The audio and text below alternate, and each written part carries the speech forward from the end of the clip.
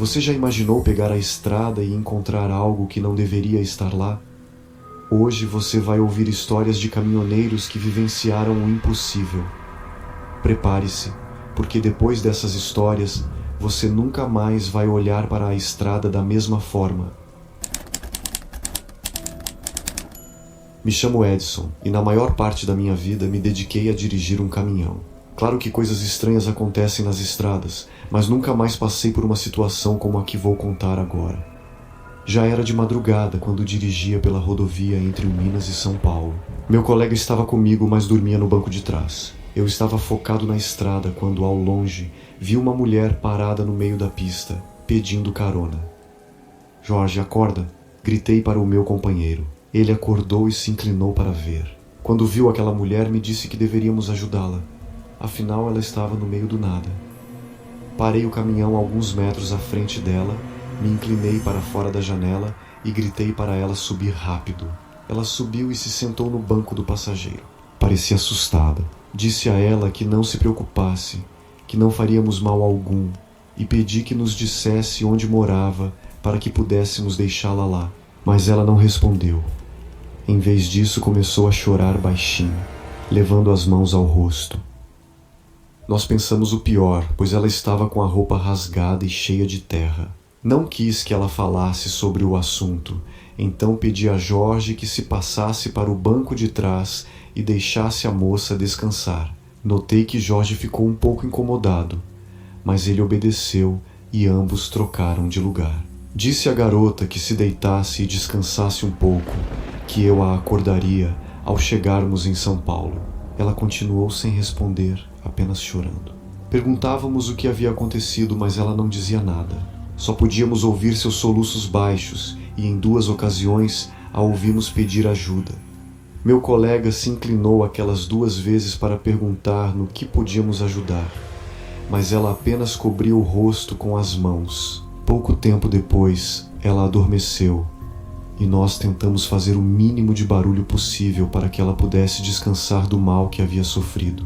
No caminho, meu colega e eu conversamos sobre trabalho, família e outras coisas para nos mantermos acordados. Ao chegarmos ao primeiro vilarejo em São Paulo, começamos a procurar um policial. Encontramos uma patrulha circulando e nos aproximamos. Desci do caminhão e disse a eles que havíamos encontrado uma mulher em péssimo estado, pedindo carona na estrada, especificamente no quilômetro 40. Os policiais desceram de suas viaturas e eu autorizei que subissem no meu caminhão. Disse que a mulher estava deitada no camarote. Ouvi como deram bom dia ao meu colega e abriram a cortina seguidos de um "Isso é uma brincadeira ou o quê?" do oficial. O policial desceu meio irritado e me algemou. Desceram meu colega também e foi o mesmo. Eu estava confuso e ao olhar para o meu amigo, ele tremia e estava pálido. Quando me aproximaram dele, ele disse: "Não tem ninguém no camarote. Ela não está mais lá." O policial procurou por todo o caminhão alguma substância que pudesse nos fazer alucinar, mas obviamente não encontrou nada. Fizeram-nos abrir o baú e verificaram se tudo estava em ordem. Minutos depois, nos soltaram e foram embora. Subimos de volta ao caminhão, apavorados. Revisei o camarote porque ainda não conseguia acreditar e não havia ninguém lá. Aquela mulher simplesmente desapareceu. Dirigimos em silêncio pelo resto do caminho até que meu colega quebrou o gelo. Sua teoria era que talvez a ajudamos a voltar para São Paulo, pois mesmo depois de morta, ela ainda vagava pela estrada, sem que ninguém a levasse para casa. Finalmente fomos nós que a levamos. Carregamos o fantasma dela durante todo o caminho. Meu pai sempre foi um homem de poucas palavras, mas na única vez que ele decidiu abrir o coração, eu soube que era sério.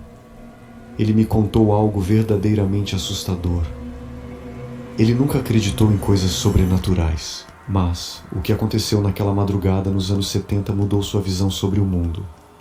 Era uma noite comum, ou pelo menos parecia ser. Ele estava voltando para a fazenda do meu avô, no interior do Arizona, depois de visitar minha mãe, que na época era apenas sua namorada. A viagem era longa e ele ainda tinha uns 30 minutos de estrada pela frente. Aquele tipo de estrada deserta, no meio do nada, onde ninguém passa a essa hora. De repente, uma luz forte, quase cegante, iluminou o céu. Ele disse que era tão intensa que parecia que o dia tinha nascido ali, no meio da noite. Hoje pensaríamos que era um meteoro, mas na Guerra Fria, meu pai achou que era uma bomba atômica dos russos. Mas a luz sumiu tão rápido quanto apareceu, e o céu voltou ao normal. Ele ligou o rádio, tentando sintonizar alguma estação local para ver se falavam sobre o que tinha acontecido, mas não conseguiu encontrar nada. Seguiu viagem, ainda meio perturbado, quando se deparou com um carro atravessado na estrada, como se tivesse se acidentado. Era uma época diferente, e meu pai, com seus 25 anos, era um homem de bons modos. Ele parou o carro no acostamento e desceu para ver se alguém precisava de ajuda.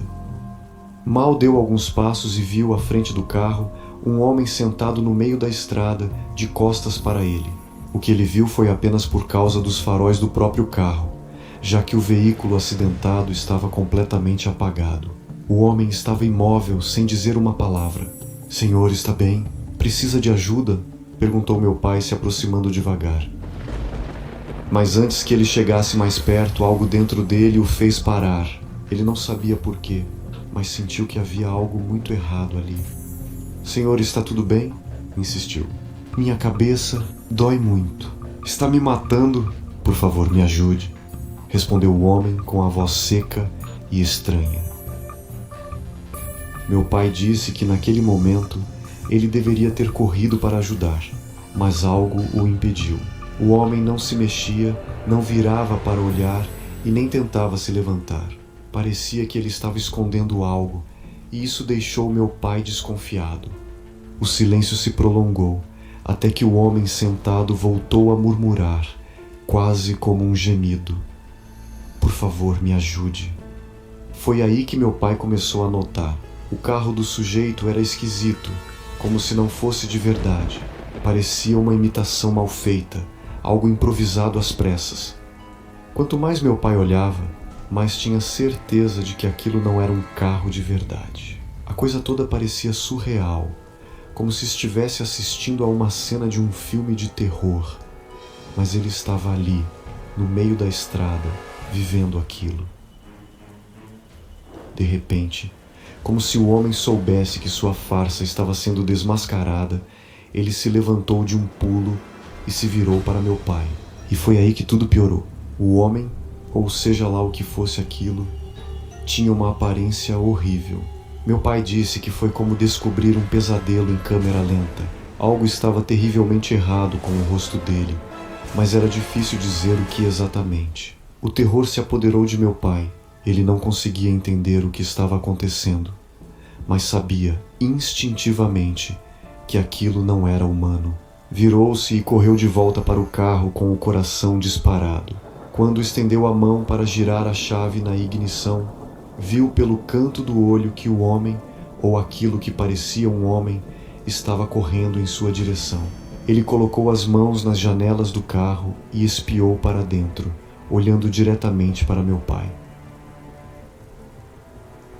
Agora era óbvio que ele tinha feito bem em desconfiar. O rosto do homem estava diferente, mais deformado, como se estivesse se desintegrando. Mas deformado não era a palavra certa. Era algo pior, algo que meu pai disse que não existe no nosso vocabulário. Algo tão fora do comum que era difícil de entender ao olhar para ele. Meu pai descreveu aquilo como um homem que não tinha rosto. Por sorte, ele se lembrou de trancar as portas, e foi a melhor coisa que fez na vida.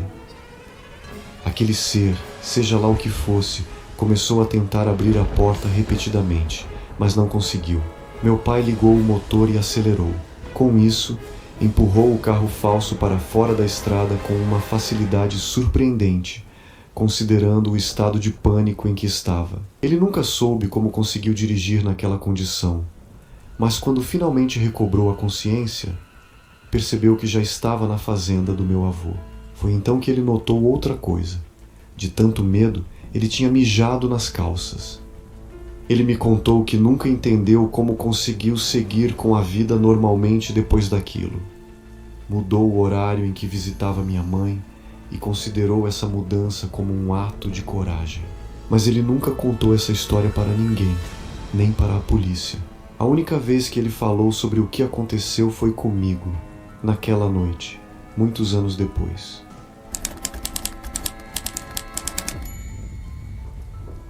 Tenho mais de 30 anos de experiência como caminhoneiro e quero compartilhar minhas experiências paranormais com vocês. A primeira aconteceu em 2008, em 24 de dezembro, e ainda me lembro muito bem. Eu estava dirigindo por uma estrada em Guadalajara por volta das 8 ou 9 da noite. Estava dirigindo devagar, talvez a 60 ou 70 quilômetros por hora, quando do nada, um homem vestido de palhaço saiu correndo do mato ao lado da estrada. Quase o atropelei, mas os freios responderam bem. Aquele homem nem se importou, e eu, nervoso, gritei algumas coisas, mas só o vi correr até desaparecer no mato.